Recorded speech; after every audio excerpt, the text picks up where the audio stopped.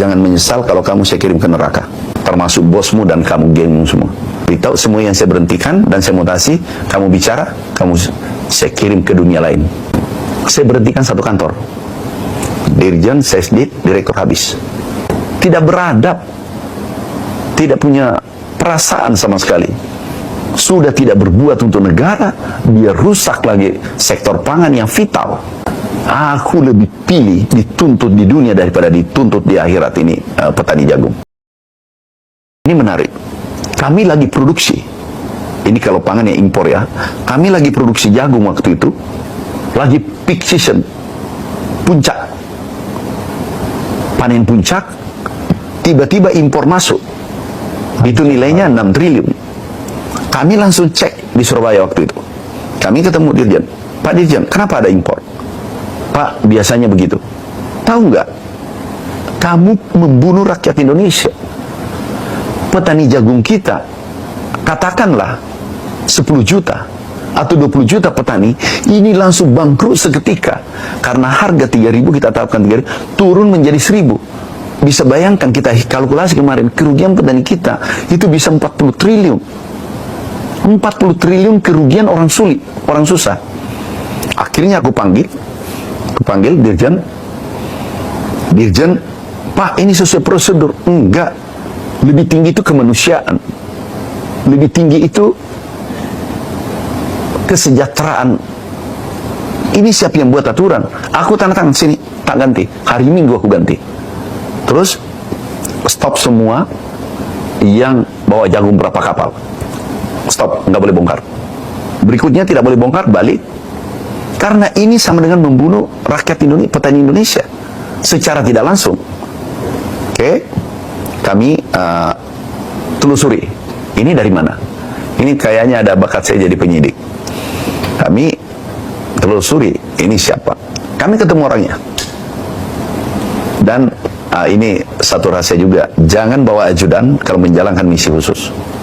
Itu yang bocorkan. Sopir jangan, sopir, ajudan, sahabat jangan, jalan sendiri. Kami jalan sendiri, naik taksi, ajudan ikut. Ini bahaya. Enggak.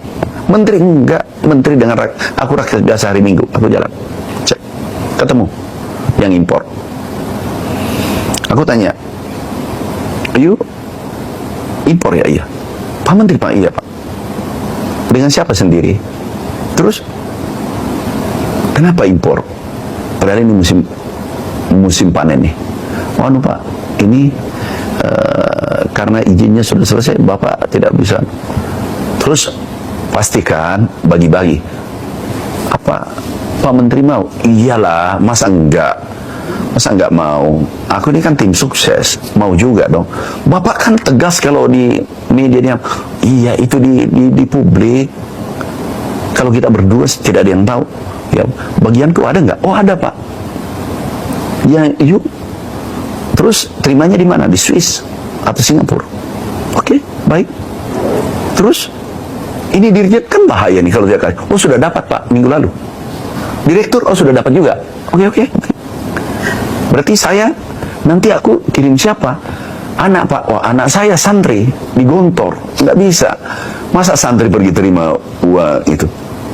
Saya dikasih kalau 5 atau 10% waktu itu. Oke, nggak masalah. Terus dapat berapa ini? Ini. Oke. Kebongkar semua. Sudah.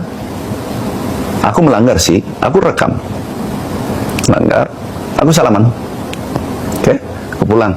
Nanti ya aku kirim orang untuk terima jatah saya. Pulang. Aku panggil sekjen. Pak Sekjen sini. Apa? 1, 2, 3 ini pecat, ini dimutasi, ambil ujung timur dengan ujung barat. Yang dari barat pindahkan ke timur, yang dari timur pindahkan ke barat. Ini. Nah, jadi, oh nggak bisa Pak, harus ada peringatan 1, lisan 1, lisan 2, lisan 3. Peringatan 1, peringatan 2, peringatan 3. Panjang. Saya sudah berhenti menteri, nggak selesai. Nah, aku bilang, gini aja, udah ini gaya baru. Oke, ikuti. Wah, Pak, ini nanti dituntut. Nggak apa-apa dituntut. Itu urusan belakangan. Ini rakyat. Aku lebih pilih dituntut di dunia daripada dituntut di akhirat ini petani jagung.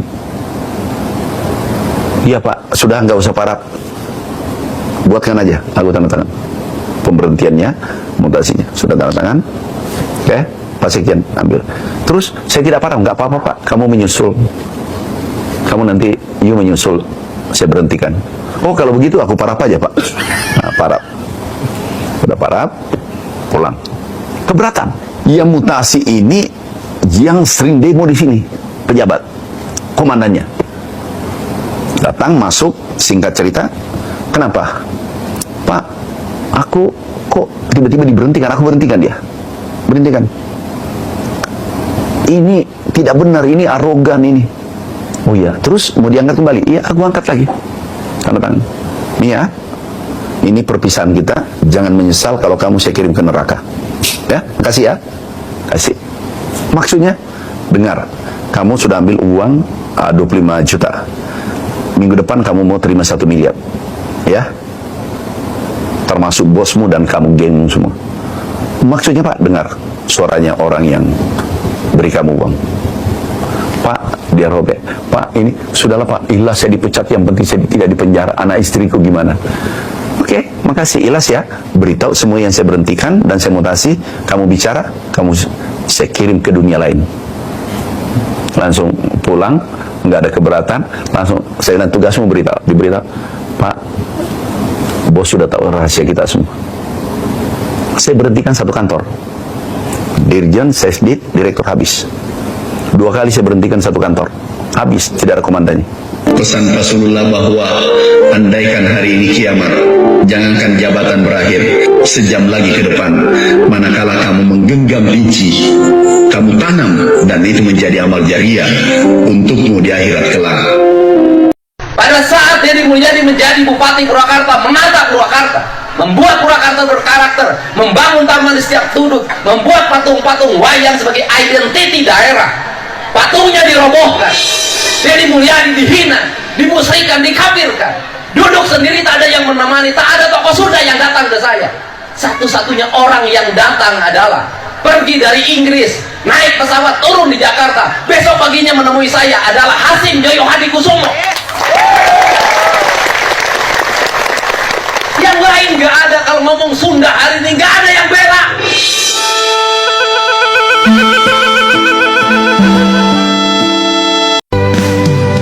Dengan bismillah aku niatkan, kata ijab kabul aku lafazkan. Hari ini engkau telah ku halalkan, engkaulah jodohku Tuhan takdirkan.